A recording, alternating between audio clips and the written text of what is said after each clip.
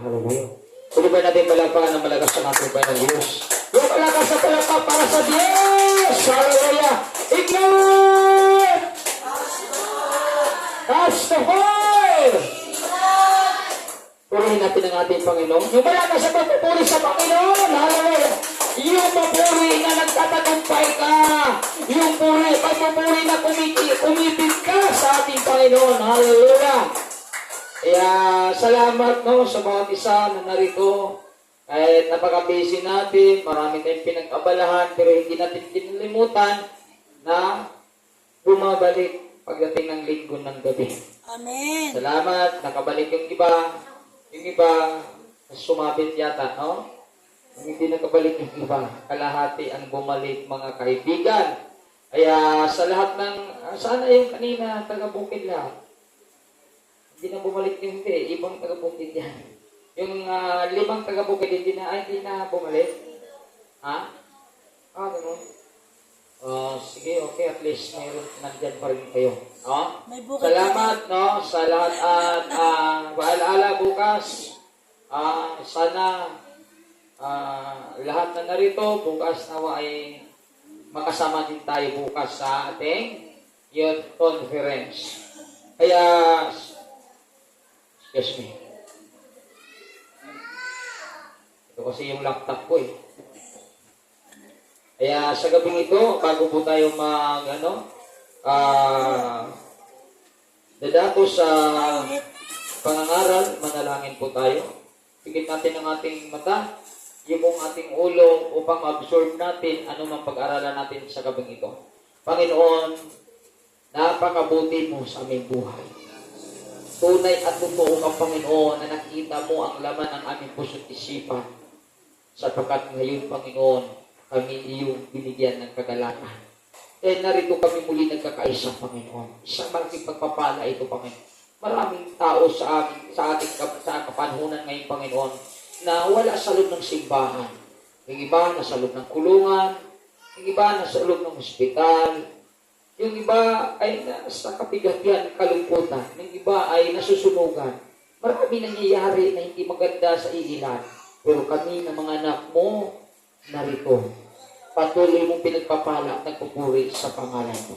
Kaya karapat-dapat ka, Panginoon, sambahin. Maraming salamat sa ginawa mo sa amin. Sa buong isang linggo na walang nagkasakit, walang nadisgrasya, walang na ospital, Panginoon. Dahil ikaw ang tunay na Diyos na gumagabay at kumakalinga sa aming buhay. At narito kami, nag-aaral ng salita ngayon. Tulungan mo kami na ma-absorb dito sa aming puso't isipan. Na sa ganoon, na ba kami nabubuhay sa mundong ito, yung pangarap namin mag-glorify ka, ay tunay na mangyayari at pakita sa buhay ng bawat isa. Maraming salamat sa tagumpay at bilang sa kabangling ko na ginagamit mo, patuloy mo kong tulungan, turuan. Panginoon, ikaw nawa mapakinggan sa pangangaral na ito ngayon. Ikaw nawa, Panginoon, makita sa aking buhay. Na sa ganoon, lahat na aming babagbitin, ito'y maging pagpapala sa buhay ng bawat isa sa tanging pangalan ni Jesus. Amen, amen, amen, amen. Maraming salamat no, sa bawat isa. At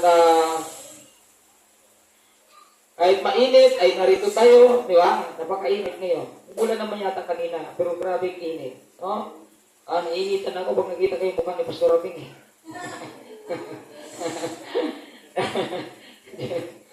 Joke lang nga. Ay, alam mo mga minamahal, salamat no, muli sa bawat isa na ngayon ay narito. Ibig sabihin, hindi natin sinaktan ng Panginoon. Alam mo, pag-present ka sa kaharian ng ating Panginoon. Anong talata na sa buhay mo noon? Mateo 6:33. Inuuna mo lagi ang kaharian ng Diyos. Tandaan po natin, sa bawat ginagawa natin sa kaharian ng ating Panginoon, inuuna natin siya doon. Namumuhay ka, lumalakad ka sa Matthew 6:33. Kaya bumalik ka ng gabi. Hindi lang pang umaga, kundi pang gabi pa. Dahil Kristiyano ka, hindi lang pang umaga, kundi Kristiyano ka pang araw-araw. Diba? Araw-araw tayo naglilingkod sa Diyos. Kaya araw-araw tayo nagpupuri sa Kanya. Pagdating sa gawain, ay narito ka lagi. Dahil ito yung buhay na natin pinili. Upang purito ay nagsabay ng Diyos na nagbibigay sa atin ng bagong buhay. Siya nagbigay sa atin ng bagong buhay. Saan ba natin gagamitin ito? Alam naman sa mundo, hindi para sa kanyang pangalan. Kaya lagi tayong narito, kaya mapalad ka. Sabihin mo sa katabi mo, mapalad ka, ay nakabalik ka ngayon. Kasi yun pala tandaan na pinagpapala ka ng Panginoon. Eh maraming tao hindi na nakabalik eh. Ha? Tingin mo ba pinagpala ba yan? Mga kaibigan, ang totoong pinagpapala, hindi napapagod sa karya ng Panginoon. Yung totoong pagpapala, bakit ang pumipilos sa'yo doon, hindi ikaw, kundi yung kapangyarihan ng Panginoon sumasayo. Eh, excited ka. Eh, kami nga sa dati sa lubos, parang kulang yung 4 na bisis na gawain eh. Gusto pa namin araw-araw eh. Excited ba yung enerhiya ba? Na nararamdaman mo, hindi dahil sa'yo, kundi dahil galaw ng Panginoon sa buhay mo. Di ba? Ang ganda pag mararamdaman mo. Pero pag hindi mo nararamdaman, ang gusto mo lang, linggo ka na lang magsimba. Gusto mo na lang na ito na nga lang aking inilalaan sa iyo, mga kaibigan. Tandaan po natin kung mayroong mga napakagandang pangako, kung mayroong mga napakagandang pangarap sa buhay mo, hindi ikaw yun, kundi ang Diyos na tumawag sa iyo. Siya ang mayroong napakagandang pangarap sa buhay mo. For I know my plan I have for you. Plan for welfare, not for evil, to give you hope and future. Siya ang mayroong napakagandang pangarap sa iyo. Ang gusto lang ng Diyos, unahin mo ako, and all these things shall be added unto you. Grabe mga kaibigan. Eh, Pastor, lagi ko namang inuuna, bakit hindi ko pa nakikita ang lahat ng mga bagay na idaragdag sa aking buhay? Kumusta yung inuuna mo, Panginoon? Nag-glorify ba talaga siya? Nararamdaman ka ba talaga niya? Baka nandito ko sa loob ng simbahan, ang isip mo doon sa iba. Baka ang inisip mo, gutom ka na. Baka ang isip mo, pagod ka na. Baka ang isip mo, nandoon sa labas. Present physically, but mentally absent. Kaya, ano mag-glorify ang Panginoon? Diba, hindi talaga siya mag-glorify. Kaya magulat ka, lagi mo siyang inuna, pero wala ka pa rin magpapala. Bakit? Dahil may problema eh. Diba? Lagi mo siyang inuna, pero wala pagpapala. Pwede pala yan, no? Inuna mo siya lagi, wala pagpapala. Pwede yun. Bakit? Yung puso kasi natin hindi tama eh. Maring inuna mo siya. Dahil mayroon kang ina-expect. Ina-expect na alin. Mayroon kang inaasahan, na pakinabang doon sa loob ng simbahan. Ibig sabihin, mayroon kang makita ba? Diba? Mayroon kang makita na maganda. Mayroon kang makita na gusto mo. Mayroon kang nakita na nararamdaman mo. Diba? Kaya, nandyan ka, maling motibo yun. Kaya, mayroon akong nakita ng ganun eh. Dati nga, mabalikan ko talaga istoryo. Galing sa trabaho, maraming sipag niya. Pagdating na, bago study ng university, tama talaga siya eh. Mahamahan na talaga ako kasi kung alam kung ano. Ang alam ko lang talagang devoted sa Diyos. Bakit ito? Buwag-buwag ka eh. Yung pala, sa likod ng kanyang kasipagan, mayroon pala siyang napusuan. Grabe, pero binulgar yun eh. Binulgar ng Diyos. Anong nabulgar? Nagtago parang si Iba ba? Siya da. Anong nabulgar? Saan na kayong Iba? Saan na kayo ada? Nagtago, nagkakasala na pala. Di ba yung tao? Pag nabisto na, tatago na yun. Iyan ako. Di ba? Kaibigan, ayusin natin ang ating motibo. Dahil sa motibo, mga kaibigan, sa motibo dyan kapag papalain. Kung anong motibo natin, may susundan ng Diyos siya. Kaya ang ating pag-aralan ngayon, iwasan mo masaktan ng Diyos. Sabi ko dito sa English, avoid hurting God. Iwasan mo na masaktan ng Diyos. Kasi araw ito ng mga kabataan, pero dahil ako na lang ang mga ngaral ngayon. Sabi ko dito sa aklat ng unang Timothy chapter 4, verse 12, sabi dito isang talata lang ng ating pag-aralan ngayon, pero mayroong mga outline dito na ating nakuha. Sabi dito, huwag mong hayaang hamakin kanino man dahil sa iyong kabataan. Kauna pa lang, binigyan ng payo mga kabataan dito. Huwag mong umakit. Huwag mong hayaang hamakin ka. Bakit kaya hinamak ang ilang kabataan Kristiyano ngayon? Kasi sumabay sa uso ng daigdig eh. Sumabay sa uso ng mundo ito. Kaya minsan, bakit nagkakaroon ng ganun na pangyayari sa mga kabataan? Dahil hindi pa rin namuhay sa aklat ng Roma chapter 12 verse 2. Sabi, huwag kayong umahay sa takbo ng mundo ito. Yung ibang kabataan Kristiyano na pero sumangayon pa rin. Yung uso ngayon na damit hanggang dito. Talaga no. Ganun. Dapat dito na gamitan mo. Diba? Nakakaano yung mundo. Pagkita mo yung puso, nakala mo maganda. Inahamak talaga. Hamakin ka talaga dyan. May Kristiyano. Di ba? Yung damit hanggang dito. Sumasakit yung ulo ng ibang tao sa ginagawa mo, brad. Kaya, siyempre, ano bang masabi ng mga tao dyan?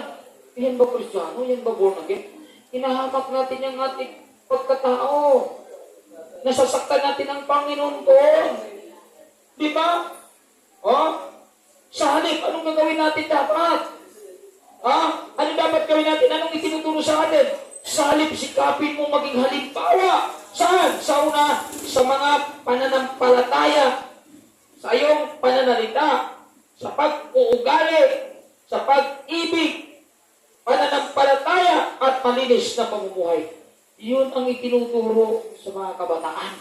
Hindi kayo paiksiyan ng suot. Hanggang short para makita na yung grabe yung iba, short. Parang, hindi ka nagpupad kaya, lumakad yan. Di ba? Ganun yung mga tao. Tapos, may ilan pa mga Kristiyano na gumakaya ng gano'n. Talaga sinasaktan mo ang Panginoon. Ibang naging ka. Pumasok ka sa simba ng born again. Tapos, yung suot mo, hindi pang born again, pang buwang again. Dapat iayos natin. Kung naayos ang ating puso, kung binago ang ating puso, di bago na din ang ating pananamit. Kung sumang-ayon tayo sa kalooban ng Diyos, sumang-ayon din ang ating pananamit din sa kalooban ng Diyos. Diba? Hindi yung sabihin, bago na ako pero suot mo. Parang hindi halata, brad. Diba? Yung suot mo, grabe naman yan, bago ka. Pero yung suot mo, parang hindi nagpapakilala na wala ka talagang pagbabago sa'yo. Kung ano-ano nang lumabas sa'yo. Hindi maganda sa suot mo. Grabe yan, mga kaibigan. Tapos, magalit ka pa sa suot mo pag inaano ka, sinasaway ka. Dapat matuwa ka. Salamat. Tinatama mo ako. Tapos pag binabastos yung babae, magagalit, yung suot mo. Diba? Igagalang ka naman. Alam mo yung tao, paano talaga? Gusto ka igala. Pero yung suot mo, hindi ka galang-galang. Diba? Gusto mo yung respeto. May ugali mo, hindi ka rin respeto. Diba? Gusto mo, talagang papupurihan. Pero yung ginawa mo, hindi kaya eh. Ay, gusto lang tao talaga sumikat siya eh. Gusto lang tao na makilala siya. Gusto lang tao na talagang tataas siya. Pero ang kanyang ginagawa, hindi naman karapat-dapat. Suklian ng ganong mga papuri.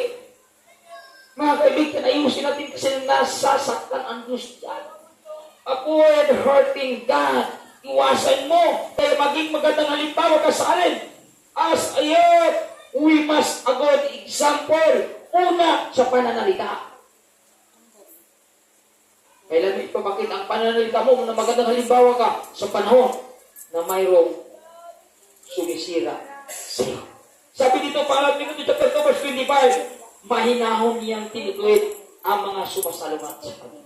O sino sumasalungat sa atin? Kumusta yung mga kumusta ang pananalita mo dyan? Sabi dito, you must be a good example. Number 1. Sa pananalita. Kaya, mahinahon niyang tinutuwid ang mga sumasalungat sa kanya. Baka sakaling siya ay magbigyan ng Diyos ng pagkakataong magsisi at tumalikod sa kanilang mga kasalanan at malaman nila ang katotohanan. Sa gayon, maliliwanagan ang kanilang isip at makakawala sila sa bitag ng demonyo na bumihag sa kanila upang kanilang sundin ang kagustuhan niya.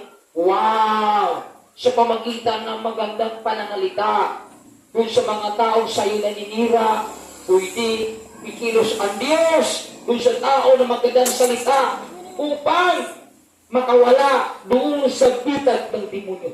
Kaya pala yung mga tao na walang kaugnayan sa Diyos, yung mga taong nananakit sa iyo, yung mga taong suplado sa iyo, yung mga taong hindi maganda nagsalita sa iyo, ay binihag pala ng demonyo yan. Pero dahil ang ganda ng pag-iusap mo, ang ganda ng sagot mo, malumanay, hindi mainit ang ulo, ang sabi ito, o di silang makawala sa bitag ng demonyo na bumihag sa kanila. Grabe. Ang ganda pala ng impact yung pananalita mo na may hinahon doon sa mga taong nananakit sa iyo. Pwedeng mamagitan ng Diyos para yung taong nanakit sa iyo ay maging pagpapala sa iyo. Palapakan natin ang ating Panginoon. Kaya, iyan example, mga kaibigan, sa pananalita pa.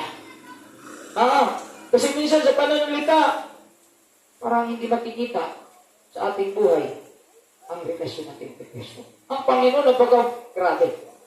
Pag-aralan mo ang buhay ng ating Panginoon. Kung pag-aralan mo ang katangian ng Panginoon, nung siya naging tauhan, napakaganda lahat ang ipinapakita. Bakit kaya napakaganda lahat ipinapakita? Dahil gusto niya, tularan natin ang kanyang ipinapakita. Amen. Kaya nga siya nagkatawan ng tao. Kasi ganito dapat ang gawin ninyo. Kaya ako nagkatawan ng tao kahit Diyos ako. Pero nagkatawan akong tao para gayahin mo ako. Ito ang gagawin mo. Kasi pag ito ang gagawin mo, tulad ng ginagawa ko, lahat ng gusto mo, ibibigay ko sa iyo. Palapakan natin ang ating Panginoon. Kaya ganun, kaya pinag-aralan natin. Ang Panginoon, hindi man na, hindi ba bukas siya, at itiyak ako, nakakahilig, kasi pangako na din sa mga pagpapala ng Diyos. Kasi ano man itinuturo niya, ano man halimbawa na pinapakita niya, ginagawa mo. Mga kaibigan, pagsipapan natin gawin. Kung gusto natin kumikilos ng Diyos sa atin. Napakasarap kasi kung nararamdaman natin siya. Ang hirap siya sa Kristiyano pag hindi mo maramdaman si Kristo. Tandaan po natin bakit. Napakahirap yan. Yan ang pinakadelikadong buhay na Kristiyano, hindi mo maramdaman si Kristo. You are in the critical situation. Mga kaibigan, huwag gano'n. Huwag mong hayaan na hindi mo siya mararamdaman. Kailangan mararamdaman mo ang ating Panginoon. Bakit? We are the temple of God. As a born again, we are a temple of God. Isang templo ka, mararamdaman mo siya. Mararamdaman mo siya. Kaya pag nararamdaman mo siya, pananalita pala, mahinahon ka. Yeah? Kasi mayroon kang self-control. Dahil ito po yung dalaw ng Panginoon sa buhay mo. Dapat mahinahon tayo, mga kaibigan.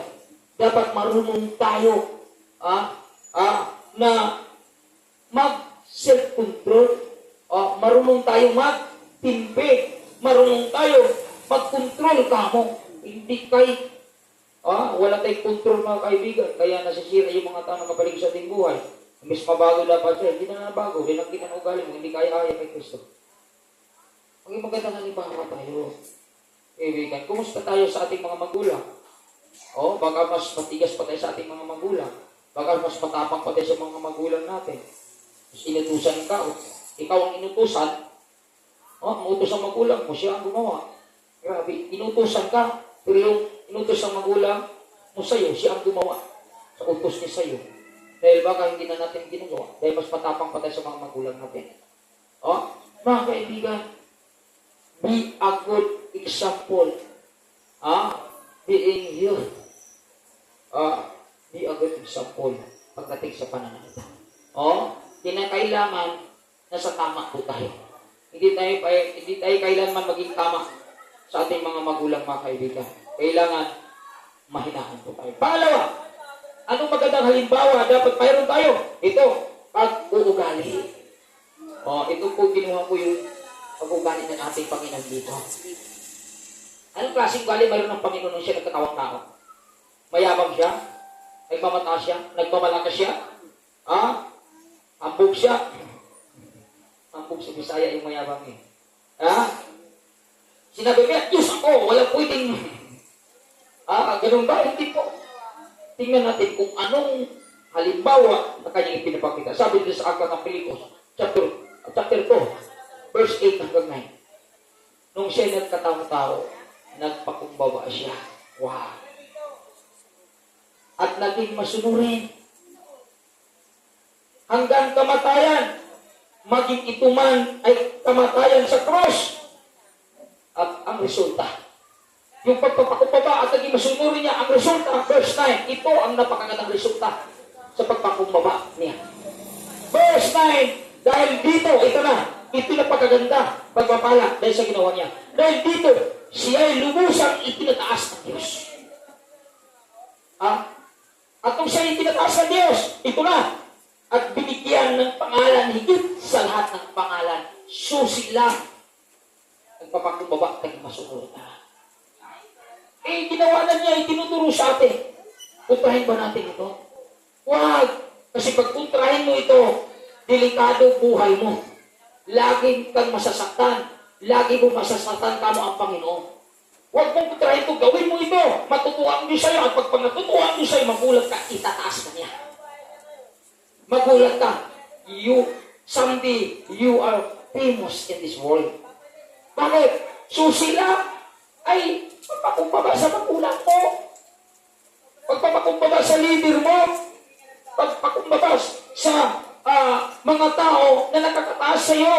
Pagka masunurin doon sa mga tao karapat-dapat na sundin mo. Hindi kayo nagpapataas ka. Hindi kayo nagdadahilan ka. Hindi kayo nangangatwiran ka. Yung pagdadahilan mo, pangangatwiran. Yun ang sumusugat sa puso ng Panginoon. Ang Panginoon na dito ay nagpapakumbaba, masunurin saan? Hanggang kamatayan. Hindi, sabi niya, hanggang isang dekada lang. Hindi niya sinabi, hanggang isang taon lang. Kundi hanggang kamatayan. Hindi talagang gusto ng Diyos na makita sa ating mga ugali na kung tayo may mapagpakumbaba, kung tayo may magisunuran, hindi pa siya matala, kundi hanggang matapos ang ating buhay sa daigdig na ito. Palapakan natin ang ating Panginoon. Kaya dapat ma-adapt natin ito. Yung itinuturo ng Panginoon. Kasi napakaganda ang resulta eh. Ano ba na gusto natin na itataas tayo, ma-promote tayo, diba? At tulad ni Jan, bakit na-promote yan? Hindi na pag seryoso, tahimik lang yan, hindi yan mayabang. Bakit itinataas? Kasi natutuwa ang Diyos yan eh. May sapatos ka Diba? eh. Totoo yan mga kaibigan. Walang mayabang itataas talaga. Yes. Sa daming pupilin, siya pa. Isa lang ng kanyang kasama biso, siya ang lalaki lang. Pabiruin mo. Kasi, nakita ng Diyos eh. Di ba? How much more pag na tayo sa Panginoon? Mas lalo dapat na nasa atin lahat ng pabor. Bakit? Wala sa atin yung pabor. There is a big problem. There is a big problem in our character. Kaya binabasag dito ang ating karakter na mayabang kapag mataas. Masuwayin. Binabasag dito sa talatang ito ng Panginoon. Gusto na Panginoon, basagin niya yung karakter mo na hindi maganda. Na katulad ng mga Hudyo na inahon sa Ehipto, nagmamayabang pa rin pagdating doon saan sa ilang. Puro reklamo, ito ba din nalalangin pa? Ito ba nilikas mo kami sa Ehipto para gutumin dito sa ilang? Grabe yung reklamo. Sino nagligtas sa kanila? Diyos! Walang paniniwala sa Diyos eh. Laging nilang sinaktan ng Diyos eh. Inahon na kita na sa Ehipto. Hindi ka nalipin, malaya ka na, dito ka na. Dadalhin na kita sa lupang pangako. Pero bago ka dumating sa lupang pangako, idaan kita dito sa ilang para ayusin ang ugali mo. Napakayabang. Palapakan natin ang ating Panginoon. Ang yabang kasi ugali. Kaya mga kaibigan, yung yabang nating ugali, siyang magpabagsak sa atin balang araw. Galit ang sa mga mataba. Siya na nag-produce na pero siya nagkatawang tao. Grabe ang kanyang pagpapakumbaba at masunurin hanggang kamatayan. Nakinig kasi ni Moses eh. Lipuli na dapat niya. Ang alin? Diba, Israelita? Lipuli na dapat talaga niya. Sobrang galit ng Diyos. Pero, ang sabi mo siya, huwag nung lipulin. Ikaw ang nag-ano niya. Tapos, pagdating yung lipulin, galit na galit. Kasi sabi ng Diyos, lipulin ko ito. Para mula sa iyong bayan, Moses, magtayo ko. Magpaparo. Sabi ni Moses, huwag nung lipulin. Kayo ang nagtatak niya. Nakinig sino? Ang Diyos kay Moses. Nakinig ang Diyos kay Moses. Sino si Moses? Nilikha ng Diyos. Grabe. Pero ito, grabe ang Diyos, hindi nagmamamas. Hindi siya mayabang. Nakinig siya. Dahil maganda naman ang tayo ni Moises eh. Oo nga naman. Lipuli ko yun. Ako naman ang nagtatagal. Kasi, ang gusto nagagalit na. Yun ang kanyang nararamdaman. Gusto niya lipulin kasi sama na lahat ng mga tao ito. Pero nakinig siya kay Moises. Gusto na yun, pero nakinig. Nagpapakumbaba ka rin, sumunod pa rin sa tao. Di tayo tao, sobrang taas natin. Paano ba tayo? Pagpapalain ng Panginoon. Nang pangako ng dito mo, pagpalain ka talaga, pero yung karakter mo, kumusta? Paano ka pagpapalain kung yung karakter mo hindi maganda? Baka maganda talaga sa loob ng simbahan, paglabas ng simbahan, hindi na makita sa iyong kagandahan. Baka hindi ka transparent na kabataan. Pag transparent ka kasi, napakabait mo sa loob ng simbahan, as lalo na sa loob ng tahanan. Kaya tuwang-tuwa ang iyong mga magulang. Kaya sabi ng magulang, sasama nga ako sa simbahan mo. Kita ko sa'yo na malaking pagbabago sa buhay mo. Wow! Palakpakan natin ang ating Panginoon. Kung yan ang makita sa atin bilang mga kabataan sa loob ng tahanan. Yun ang dapat mga kaibigan. Tayo ay isang magandang halimbawa bilang mga likod ating Kristo. Huwag natin hayaan na dahil sa ating ugali, nasasaktan natin ang ating Panginoon. Inaayos tayo dito mga kaibigan upang maparangalan natin ang Panginoon. Kung gusto natin promotion, kung gusto natin pagpapala, ito lang susi. Kung baba ka lang, hindi ka magdahilan. Pag sinabi ng Lilo ganito, huwag ka na magdahilan. Sumunod ka na. Kasi kung mayroon, sabi ko nga sa inyo kanina, kung mayroon lang napagagandang pangarap sa buhay mo, ang Diyos yun, hindi ikaw. Siya may magandang pangarap sa atin. Kasi mayroon lang sa kakatagawagan na may paningin ng tao na sa kanya mabuti, ngunit kapahamakan pala dulo nito. Diba? Sa tingin natin, nakakabuti ito sa atin. Sa katingin natin, ito ay nakapagbigay sa akin ng kagalakan, pero ang dulo pala dyan, pagiguan pala. Kaya mas maganda na lang, sumunod na tayo ng Panginoon.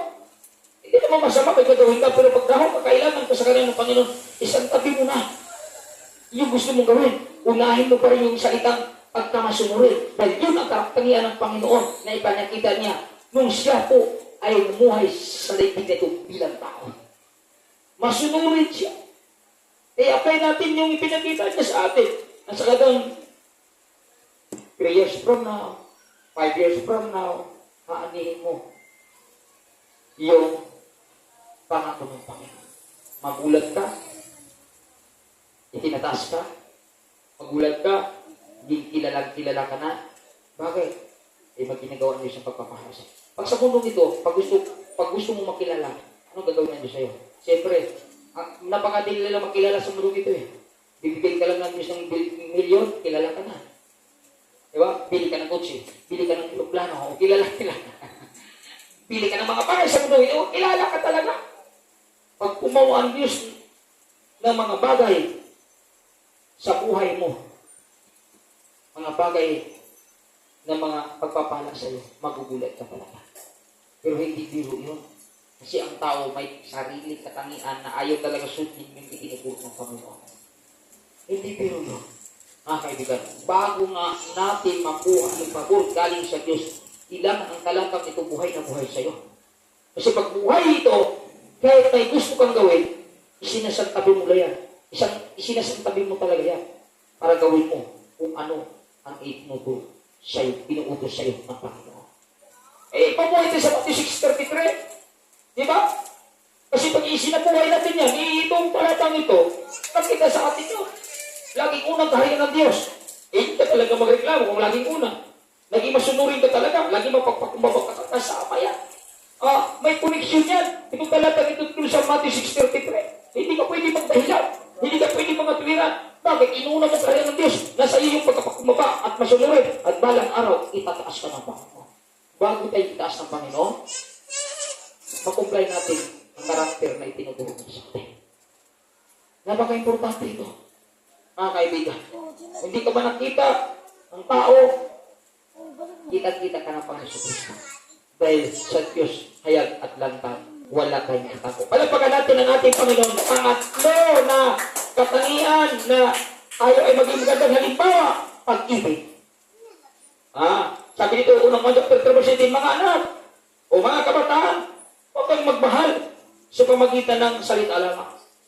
Marami mga kabataan ngayon na salita lamang. Pero pagkatapos, wala na. Walang ginagawa. Sabi dito, kundi, patunayan mo sa pamagitan ng gawa. Mga kaibigan, madali lang kasi magsalita Diba? Pero kumusta yung application? Kumusta yung pag-apply mo sa sinasabi mo? Doon kasi minsan bumabagsak ang ilan. Diba? Ang dali mga ako. Pero napapako. Diba? Tao tayo Diba? Kaya mga kaibigan, dapat kung maging magandang halimbawa tayo pagdating sa pag-ibig, huwag sinasabi natin, ingatan natin. Kaya nga sabi ko lagi sa inyo, mag-ingat. Baka yung sinasabi natin ay makakatisip kayo sa kapwa natin. Baka yung sinasabi natin makapagbigay sugat sa ating kapwa. At wala ng pag-ibig doon. Mga kaibigan, ipakita natin ang ating pag-ibig, hindi puro sakita. Baka yabang nang lumalakas niya. Kundi sa gawa. Gawa dapat, huwag na lang tayo magsalita, kundi yung gawa natin ang dapat magsalita para sigurado na totoong pag-ibig na ating naidulot sa Panginoon. Huwag ka na lang magsalita. Napagatuloy, gumawa ka na lang. At yung ginawa mo, ang magpapatunay na tama ang pag-ibig natin kay Kristo. Na tama ang ating pag-ibig. Kasi madali magsalita, minsan bagsak ang daming nangangako, pero napapako. Nasugatan lang ang puso ng Panginoon sa Kristo. Kasi lumalabas ko, wala tayong integrity. Wala tayong isang salita. Wala sila ang salita pag-ibig sa atin. Kasi hindi natin naisagaw. Gawin kasi natin. Diba? Maraming mga kabataan ngayon, I love you ngayon, pero kinabukasan, wala na. Pag gusto, ang galing magsalita. Pero pagdating ng sa katagalan, nawawala na yung salita. Hindi na ginagawa. Bakit? Hindi totoo nga ang pagmamahal. Patunayan natin na pag sinabi natin, mahal kita, habang buhay mo panindigan na. Hindi kayo mahal kita, ngayon lang, bukas wala na. Pag sinabing, mahal kita, patunayan natin sa gawa. Kasi doon talaga sa gawa, naniniwala ang Diyos na totoo mahal natin siya. Sabi nga sa aklat ng John 14:15, kung iniibig niyo ako, tuparin ninyo ang aking salita. Tuparin. Ibig sabihin, ay gagawin ka talaga. Hindi kayo, kung iniibig mo ako, memorize mo lang yung salita. Tapos sinuhin mo lang ang salita. Wala ganun Sabi niya, kung iniibig niyo ako, tuparin. Pag sinabing tuparin, may kasamang aksyon. May kasamang gawa. Wala namang tumutupad na nagtutulog lang. Pag tumutupad ka, mayroon kang talagang ginagawa. Nagsakripisyo, nagtis ka. Dahil sa pag-ibig mo sa ating Panginoon Kristo, walang nagmahal na hindi nasaktan. Walang nagmahal na hindi nagsakripisyo. Walang nagmahal na hindi nagtis. Lahat yan ay kasama yan pagdating sa pagmamahal. Be a good example pagdating sa pag-ibig. Hindi kayo magsasalilat na ito parang hangin. At pagkatapos, wala na sakit tayo nakakasakit tayo ng damdamin. Sino sinaktan natin? Ang Panginoon. Dahil ano mang sinasabi natin, napapakinggan ng Panginoon yan. Ano mang sinabi natin, mga kaibigan, ipagsulit natin yan pagdating ng pagkakataon sa ating Panginoon. Kaya lagi kong sinasabi, mag-ingat. Mag-ingat. Upang sa ganon, hindi tayo makakasugat ng damdamin ng iba. Hindi bali tayo sugatan, huwag lang tayo manungkot sa kanila. Bakit? Dahil tayo ay nag-aaral ng salita ng Panginoon. At hindi lang nag-aaral, kundi may connection tayo sa Panginoon. At hindi lang may connection, hindi tayo templo ng Panginoon. Ang Panginoon ang sinasugatan. Kung siya po'y nasaktan, gumaganti ba siya? Hindi po. Nung siya inisulto, sa aklat ng Pedro, Ay, sa aklat ng Pedro, nung siya inisulto. Ininsulto ba niya yung ininsulto sa kanya? Hindi po. Nung siya hinamak pa niya, yung wala siya. Sabi niya, ang lahat ng ito, paubaya ko sa Diyos sa makapangyarihan. Di ba, pinag-grabe. Anong gamit niya doon? Yung salitang pagpapakumbaba, buhay sa kanyang puso at isipan.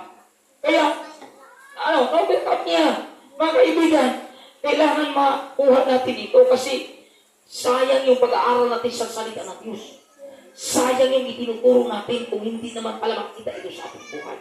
Sayang ilang taon natin nag-aaral pero hanggang ngayon hindi pa rin makita sa atin ang tutong pag-ibig, mga kaibigan. Ilang beses natin ini-elaborate, ini-illustrate, demonstrate. O ano pa ba? Salita yan. Demonstrate, illustrate, elaborate, ano pa ba? Isa dyan. Ano pa bang gawin natin para yung pag-ibig ay makita sa atin? Ang dami na dapat nating matutunan pagdating sa pag-ibig, pero bakit hindi tayo kaibig-ibig sa panahon? Mga kaibigan ng mga pinagdaanan na. Amin lahat. Sana makuha natin yung ibig kong sabihin dito para hindi masira ang ating pagpupuri kay Kristo. Pag nasugatan natin ang ating Panginoon, sira talaga ang ating pagpupuri kay Kristo. Pag nasasaktan mo ang Panginoon, manghihina kasi dyan. Bakit ka nang hina? Wala ka namang ginawang masama sa sarili mo. Mga kaibigan, nakakasugat ka sa damdamin ng Panginoon, kaya nagre-reflect sa pagkatao mo. Pag nasugatan mo ang Panginoon, nagre-reflect sa iya.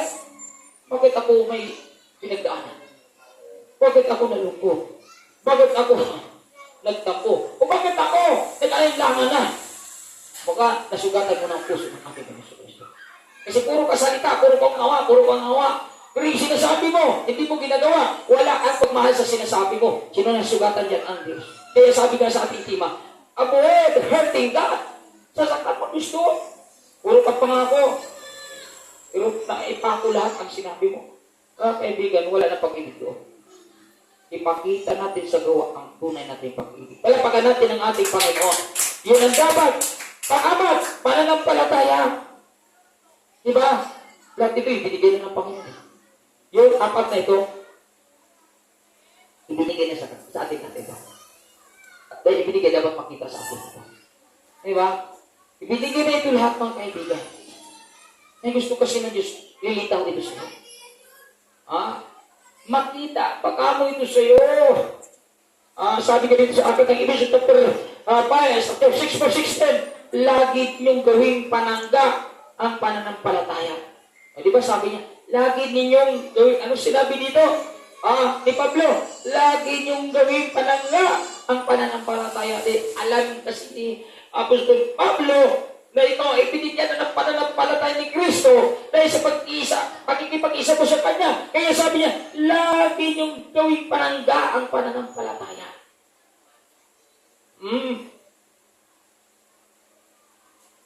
Na siyang papatay sa lahat nagliliyab na palasong ng demonyo. Ay grabe.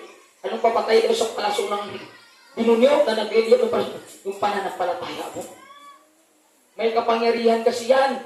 Galing sa Diyos ang pananampalataya na ibinigay sa iyo. At dahil galing sa Diyos ay may kapangyarihan para sisirain mo na nagliliyab na palasok ng demonyo. Nagliliyab mga kaibigan.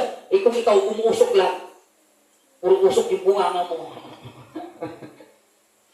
Dami mong sinasabi. Hindi mo nakikita sa buhay mo yung sinasabi mo. Mga kaibigan, umuusok lang ng bibig mo. Italo ka talaga ng demonyo. Kaya pag pinapana ng demonyo yung puso mo, tagos. Pag tumatagos yan, nagtatampo ka ngayon. Pag tumatagos yan, nagdaramdam ka ngayon. Pag tumatagos yan, ang dami mo ng dahilan. Pinapana ka na ni Cupido. Na nagliliyap ang palaso, ay sa'yo umusok lang yung usok. Talo tayo agad kaya, sabi niya dito, gamitin yung pananampalataya bilang panangga. Ano bang laman ng pananampalataya mayroon ka? Ano bang laman ng pananampalataya mayroon kayo? Sabi nga, dapat dagdagan yung pananampalataya. Una, pag-alam. Baka yung pananampalataya mo, walang respeto, walang pag-alam. Yung demonyo, magalang. Sabi nga, grabe ang demonyo magalang eh. Di ba nag-usap sila ng Diyos? Nababasa ba natin yun? Na ipinagbalangin ng Diyos sinusuhot. Nakita ang mabukas. Saan ka galing demonyo? Parang parito ako sa daigdig nito. Nakita mo pa ang aking linggo na suhot. Sabi ng demonyo, ganyan lang yan. Kasi lubos ang pinagpapala mo. Subukin mo. Pakialaman ko, di ba? Sumpahin ka. Sige, alin mo? Huwag ko lang kukunin niya, boy. Grabe, pagka masunurin ng demonyo, tumate. Pinakailaman niya kagad. Si Ho. Grabe. Masunurin ng demonyo, mga kaibigan. Masipag ang demonyo para manira ng tao. Grabe, di ba? E tayo. Kumusta tayo? Anong laman ng pananampalataya natin? May paggalang ba? Pag sinabi ng Panginoon, ipakita mo ito sa kita na may digmaan. Kumusta ipakita mo ba yung pagpapakumbaba mo? Pagka masunurin mo, baka puro dahilan ka. Ay, delikado tayo. Mga kaibigan, dapat yung laman ng ating pananampalataya may respeto. Kasi pag may respeto, ang laman ng ating pananampalataya, sundon, yung, may karunungan ka na. Pag mayroon ka na karunungan, ang sunod sa karunungan na mayroon ka na, nagkakaroon ka ng self-control. At pagkaabag, nagkakaroon ka ng kapanalan. Panglima, mga kaibigan, nandun na po yung pagmamalasakit mo. Pagsunod, nandun na yung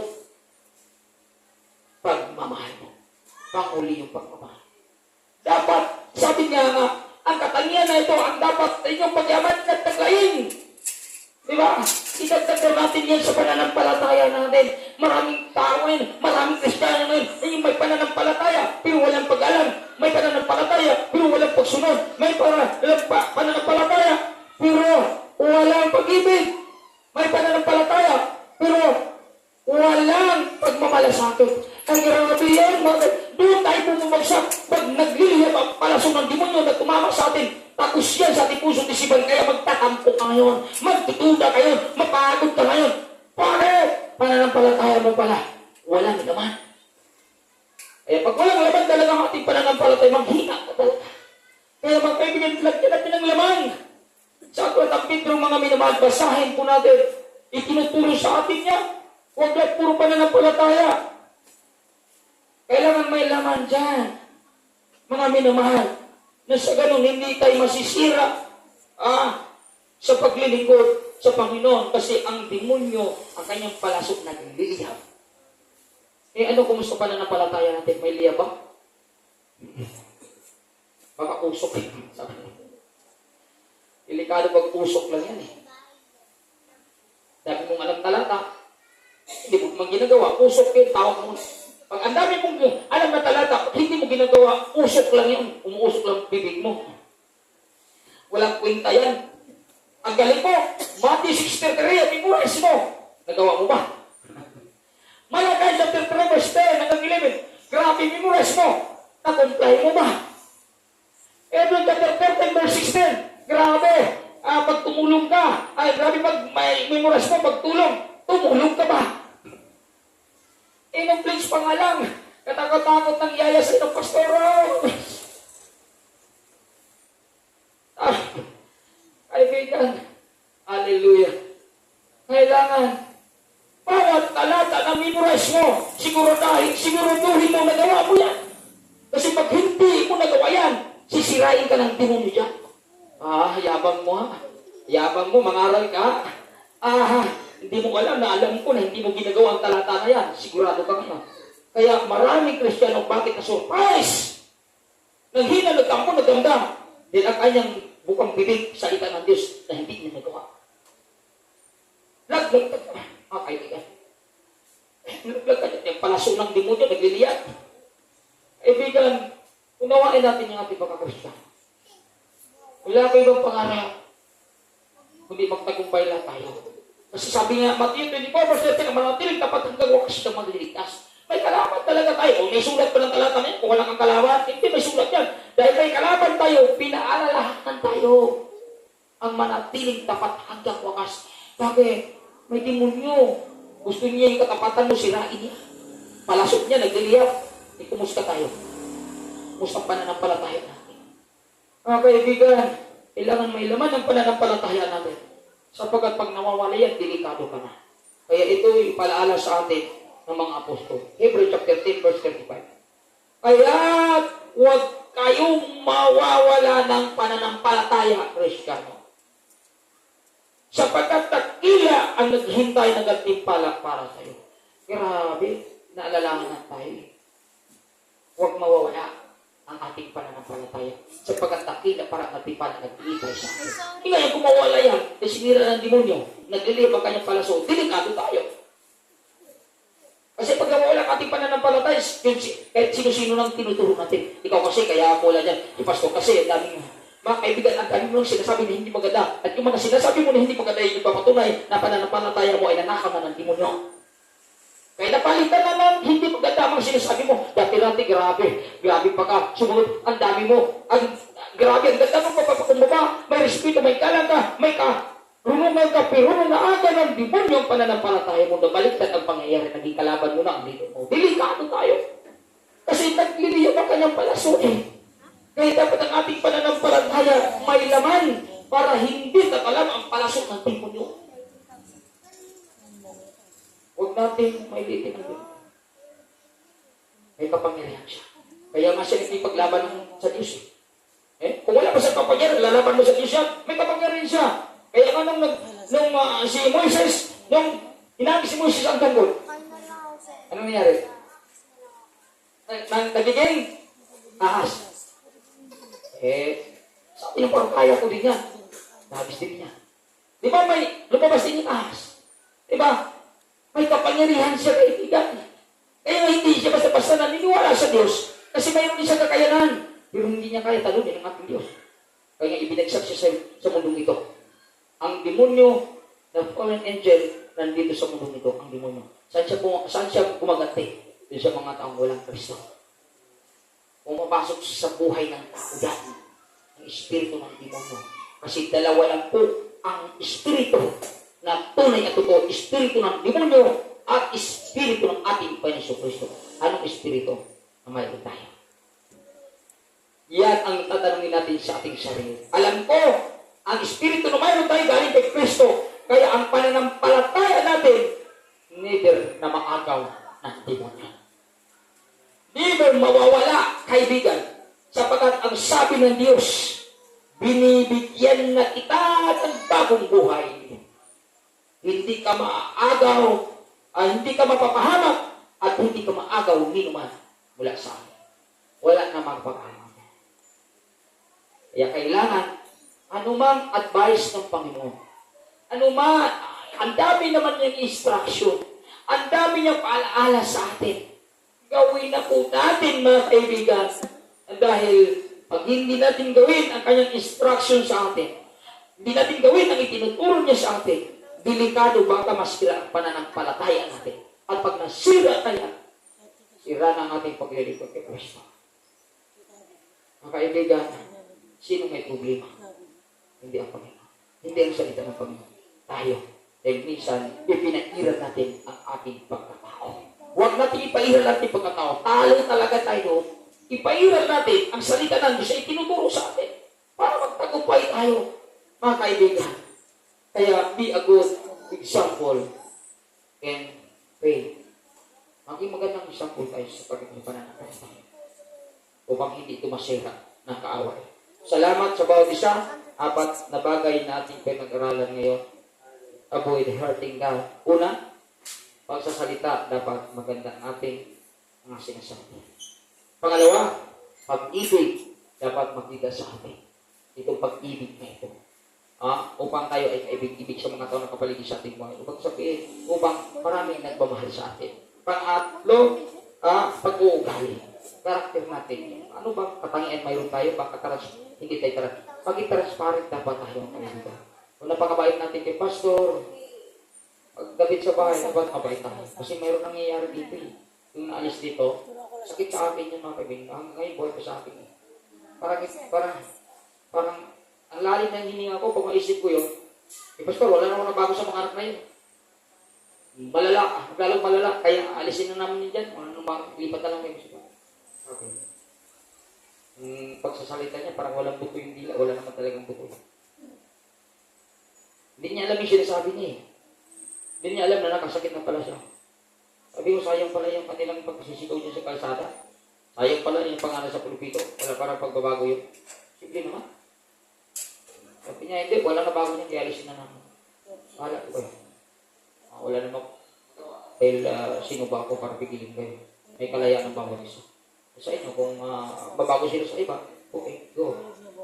Kaibigan, sana wala na akong mapapakinggan muli na ibang magulang na sabihin sa akin ng ganun pa naman. Napaka-insulto sa akin. Sana'y maawa ka sa libro. Wala akong itinuturo na mananakit tayo sa mga magulang. Wala akong itinuturo na magiging matigas ang ating puso sa mga magulang. Please lang, i-apply natin ang ating pinag-aralan. Nung sa ganun, hindi natin masasaktan ang kapwa. Huwag natin hayaan na dahil sa atin, nakakasakit tayo ng kapwa. Dapat hayaan natin dahil sa atin, napagpala natin ang ating kapwa. Dahil tayo ay totoo na likod ng ating Diyos. Kasi masakit sa akin. Hanggang ngayon po, hindi pa nga mawala sa akin eh. Pero dinulog ko talaga sa Panginoon, Lord, nawa wala nang mangyayari sa sunod ng mga kabataan. Na ganito ang panalitan sa kanila. Masakit yun. O ikaw ganyan, Pastor Mike, wala talaga simbahan niya. Laging na dyan. Laging ako na simbahan, pero wala palang pagbabago. Kasi yung mga bata nila, lagi nandito yun. Lumusok na sa paha dyan eh. Kung kasama ba kayong Arian, sumakay kasi sila Leon, kasama ni Arian yun. Buti si Arian nandito. Kahit di natanay. Dinala sa paha yung tatlo. Ito magkapatid yun. Grabe, ang sakit ng sinabi ng mga magulang sa akin. Mga kaibigan hanggang ngayon, turong pa rin ang puso ko. Sabi ko, Lord, parang wala akong kwenta dito eh. Parang hindi maganda yung impact sa mga sinasabi ko. Grabe, sakit. Sabi ko, Lord, sana pagpalain mo siya. Para sa sunod panahon, magpagpapala sila sa buhay ko.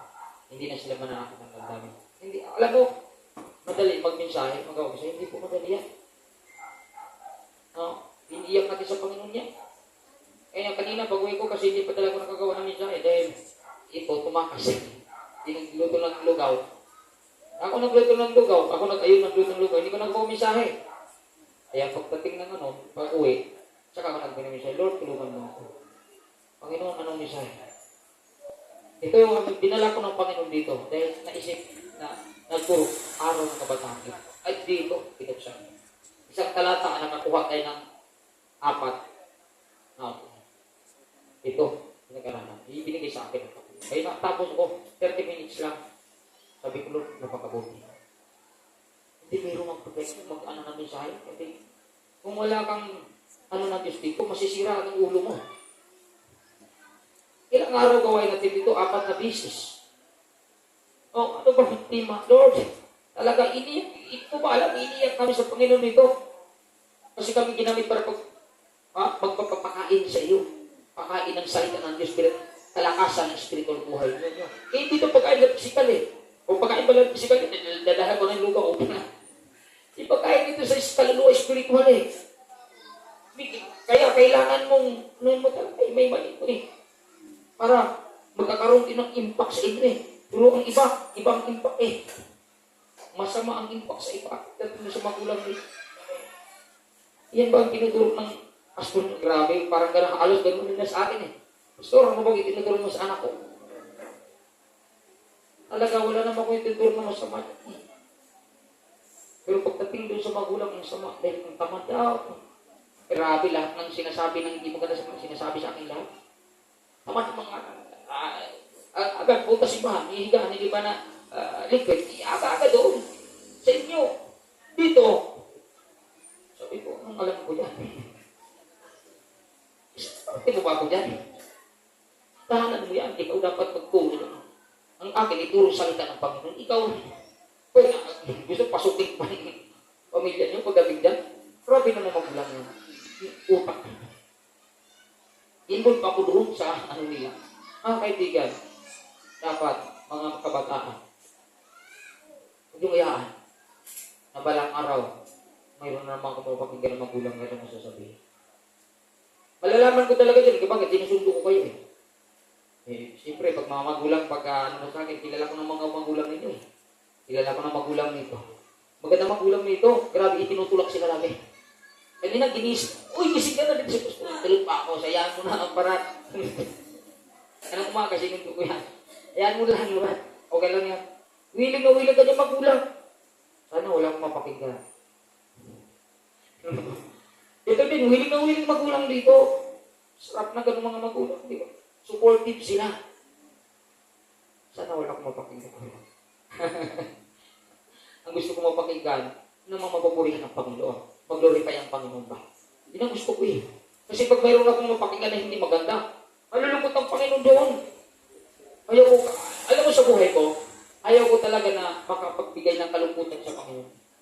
Pinilit ko sa sarili ko, Lord, gusto ko mabigyan ng kita ng kagalakan dahil buhay itong awit 37 verse 4, delight in the Lord. Delight in the Lord. Diba? And He will give all the desire of your heart. Talaga ako itong Panginoon eh, nabigyan kita lagi ng kagalakan. Tapos pagdating doon sa bahay ng mga kabataan, so, bakit ganito? Gano'n. No? Alam ko mabait na ang mga kabataan ngayon. No? Alam ko mabait na ito. Sana po yung ating pinag-aralan ay makita ito sa inyo. No? Ang maganda na yung katangian nyo, nag-improve kayo, natuwa sa mga gulang, at ikaw mag-dahilan para maakay sila. Wow! Diba, biruin mo, ikaw ang dahilan, kaya naburagin ang magulang mo. Grabe. Tuwang-tuwang Diyos sa inyo. Kasi hindi natin basta-basta maakaya. Kung walang makita sa atin yung pagkakaiba, kakaiba. Eh si Ryan nga, may nakita kakaiba. Ay yung kanyang kapatid na grabe pala kasi gayon. Yung pagdating sa kanya, tiklop eh. Kapangyarihan ng Panginoon. Mga kaibigan, kapangyarihan ng Panginoon yun. Pag kumilos ang Panginoon sa buhay mo, kahit gaano tigasin yan, kahit gaano kasiga yan, mga kaibigan, pag kumilos sa Diyos, magulat ka na lang. Pituhan kami dito, may kanyang kapatid, grabe ka pala, kasiga pala yun. Dito, talaga pala yan, pag nag-iinuman yun, naku, wala talaga lumukano dyan. Pero grabe, di ba binaligtad ng Panginoon? Kilala pala yun, pati mga tano daw pati barangay daw, grabe pala yun. Pero pag kumilos ang Diyos, buhay ni Ryan, ay grabe. Diba? Ganun gawin natin. Kasi wala naman tayong kakayan, wala tayong kapangyarihan sa atin na sundin lang ang itinuturo niya sa atin. Pag sinunod kasi natin yung itinuturo niya sa atin, susunodin ng Diyos kung anong gusto natin. Lord, gusto kong mabago siya. Wow, nakita na yung puso mo tama. Sige, pagpibigyan kita. Siya ang tikilos para sa'yo. Bigyan natin ng trabaho ang banal na Espiritu. Sabi nga ni Bishop, sino yung Bishop na yun? Bigyan natin trabaho ang banal na Espiritu. Huwag ko akuhin lahat. Huwag kang mapagod. Basta sumunod ka lang sa sinabi ni Christ. Tapos na yan. Pagkakaroon ng sarili mo, kapag pagod ang ulo. Nang kumilos ang Diyos, sigurado, walang matigas na tinapay sa mainit na kape. Sigurado yan. Sumunod lang tayo sa sinabi ng Panginoon. Huwag lang tayo magmataas, huwag tayo magmamalaki. Ayaw ng Diyos ng ganon, mga kaibigan. Maging transparent tayo. Kung mabaitin yung pastor, lalo mabaitin sa magulang natin. Kung masunurin tayo sa simbahan, mas masunurin tayo sa loob ng tahanan. Hindi ka masunurin ka sa loob ng simbahan, pero sa tahanan, utusan ka, pilit ka, bitsin. Hindi, punta na ko simbahan, ayari ka. Itahilan mo simbahan, ay patay tayo ka. Pagkakamtalay sa atin. Kaibigan, be a good example. As ito. Palakpakan natin ang ating Panginoon. Huwag po tayo tumayo upang manalangin sa pagtatapos sa gawain ng ating Panginoon. Lord, maraming salamat sa revelation. Maraming salamat, Panginoon, na tunay tinuturuan mo kami. Pinakita mo, Panginoon, ang aming katangian. Minsan ay lumiluhis na. Minsan nagmamataas na kami. Minsan nangangatwira na kami, Panginoon. Minsan nagdadahilan na kami. At ito sinyalis na ipinaglaban na namin ang aming pagkatao. Tulungan mo kami, Panginoon, na may katangian at tulad mo na masunurin at nagpapakumbaba hanggang kamatayan doon sa krus ng Kalbaryo. Nawa, Lord, ma-adapt ito ng bawat isa, Panginoon. Nang sa ganun yung mga paburo na pangako mo, ang bawat isa ang tunay magbenepisyo. Gawin mo, Lord, kaming liwanag sa daigdig na ito. Gawin mo kaming asin sa daigdig na ito. Gawin mo kaming pagpapala sa daigdig na ito upang ikaw ang tunay na magkilala sa buhay ng bawat isa sa aming Panginoon. Panginoon sa Kristo, wala kaming ibang pangarap sa buhay namin, kundi magbibigay sa inang kagalakan, magbibigay sa inang kaluwalhatian, Kaya kami iyong tulungan upang sa ganun, Panginoon, mangyari anuman ang nais namin sa aming buhay. Sapagat hindi namin kaya ito kung wala ka sa aming buhay, Panginoon. Kaya Lord, nakikiusap po kami, nagpapakumbaba kami. Yung kapangyarihan mo, yung karunungan mo, patuloy mo na igawad sa buhay ng bawat isa sa amin upang hindi kami madadaya sa mundong ito at makapamuhay kami, Lord, ng punong-puno ng kagalakan at nagtatagumpay sa paglilingkod namin sa iyo. Maraming salamat at ang bawat isa, Lord, kung samantala na uuwi sa tahanan, ingatan mo na at gabayan sa daan upang makarating ligtas at mayroong kagalakan sa bawat tahanan na mayroon sila. Maraming salamat, Panginoon. Ikaw ang aming pinupuri. Ikaw ang aming tinataas. Ikaw ang aming tinadakila sa tanging pangalan ni Jesus. Amen and amen and amen. Maraming salamat. To God be all the glory. Kaya salamat bukas.